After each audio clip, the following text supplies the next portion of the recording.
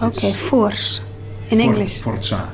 In English, force. Forza. Force. Yes. Like in Star Wars, may the force be with you. Yeah, well, you could name it like that, yeah. Okay.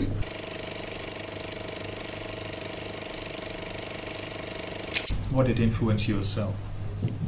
Or who or whom? Well, I was very lucky because I was brought up in a hippie commune with music 24 hours. And people with very open-minded towards music. What kind of music? Well, the typical, Jimi Hendrix, Cream, Janis Joplin, all those things. And that's, I guess, my roots or whatever.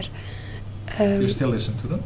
No, I got bored with it when I was about 7 and thought it was about time to move on, I think that music was very good for that period, but it's got nothing to say now. But didn't it influence you? Or yeah, of course. Or? Yeah, of course, but not in a conscious way. I think everything that happens to you in your life influences you,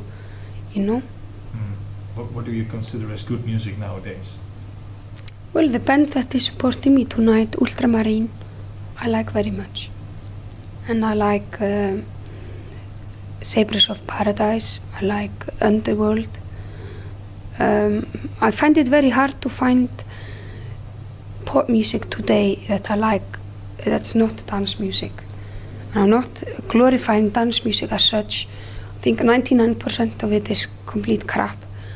But is 1% good? Yeah, it does something to me, and it's sort of the more sort of experimental things, and they're taking risks and trying to deal with 1993.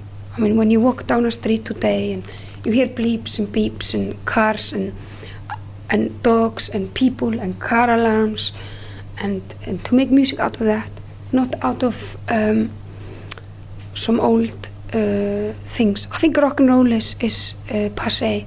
It's a sound that was very long ago. People are into guitar music nowadays. Seattle is very famous. Do you go for those kind of streams? Well, I was very happy when last 2 years or whatever, or 3 or whatever, all those bands come from, I'm a big fan of Nirvana and all that category, because they're trying to treat the guitar, and it's got a new attitude, I think, and at the end of the day it's attitude that matters. So even though they're using rock and roll instruments, there's a really fresh attitude in it, which is not rock and roll somehow. It's very modern, and I like that. But it was a big relief because, well, my dad was a rock and roll guitarist, and he played in a lot of hippie bands, and I couldn't believe that was something that should have finished after Led Zeppelin, that it was just going on and on and on and on and on. Do you think you succeed yourself in making your songs the way you do? I mean, we had Human Behavior, which was something more or less a hit. We now play Dead. And we had Venus as a Boy. Is it about your son, by the way? Venus as a Boy? No, it's about my boyfriend. Yeah, I think I did my best at the time, but I want to make a lot better record next time. I think the biggest impact for me to do this album was to realize the fact that how much better I can do, and how many things I actually learned from doing this album. And I think it's always happened to people when they do something for the first time. Is when you are in control of all the different elements of a song. So many times I've just been like taking care of 10%, 20%, 30% of the song. But to be able to have the whole thing is very challenging and very exciting. And I think I would do it differently next time around. You work with several people. Are you going to do it alone, all by yourself, to control every bit of it?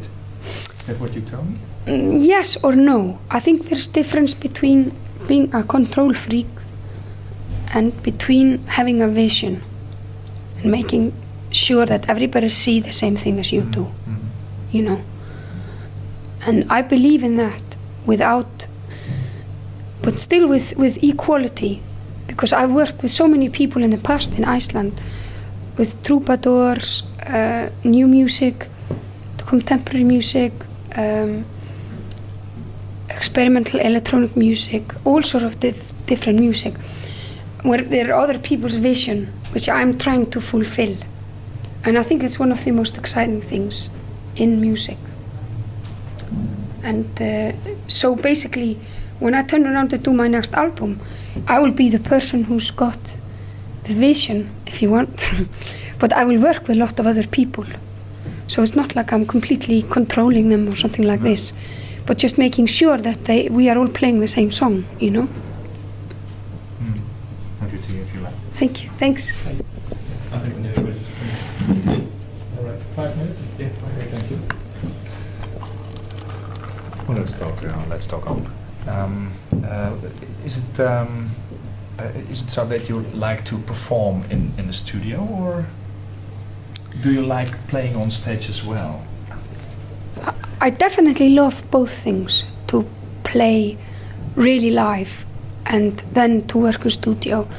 And I like these things to be treated as two really different things. You shouldn't pretend you're in a studio when you're on stage and the other way around.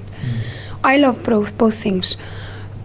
When I write songs, they start in my head, and I like to prepare them, even though they're really, really, really simple pop tunes, for a very long time, just in my head, and then really, really quickly record them as quickly as possible.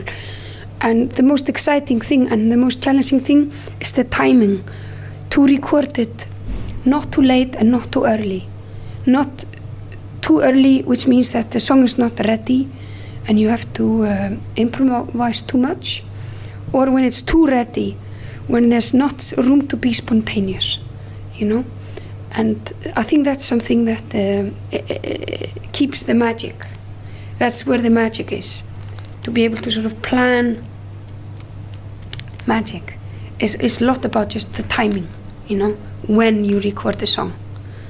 It's a lot like love affairs, you know, when you have a love affair, so especially when they don't live in the same town as you, when to call them, when to not call them, you know, when to send them a telegram, when to, you know, go out to eat with them, Timing. When to visit them, just to keep the magic going, you know. Yes, yeah.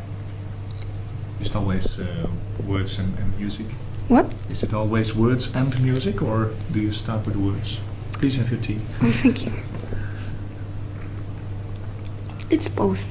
I mean, I don't look at myself as a poet. I'm not.